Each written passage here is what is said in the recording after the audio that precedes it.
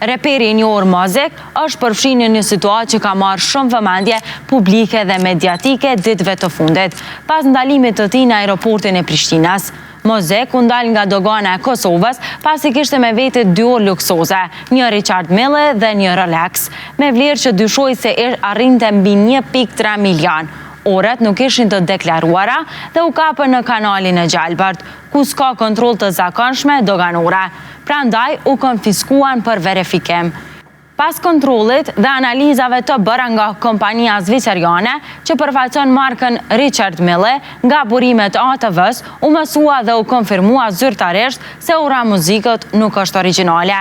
Sipas dokumentit të zyrës ligjore Vokshi Lata që përfaqëson kompania, u tha qartë: bëhet fjalë për një falsifikim, fakti konfirmuar nga ekspertiza zyrtare e kompanisë.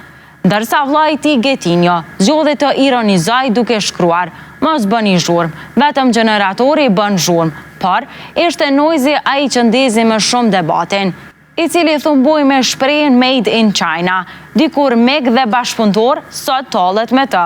Mozek reagoi në rrjetet sociale me një ha, duke i marrë lajmet me ironi. Ai po ashtu eludoi se ora false ishte skenari vet artistit me qëllim provokimin ndaj qeverisë së Kosovës, pasi sipas tij ATK-ja dhe disa fytyra publike politike e kanë personale me të.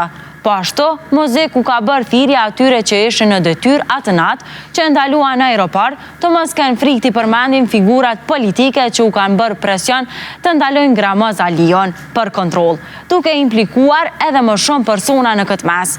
Mozek në njoftim tha: unë i kam vetëm 29 vjet, por jam një hap para jush, e kjo drejtuar krerëve pozitor. Tash që dogana e ka marrë konfirmimin zyrtar për falsifikim, procedurat ligjore pritën të vazhdojnë. Nuk dihet ende nëse do të ngrihen akuza ose cilat masa do të merren ndaj tij.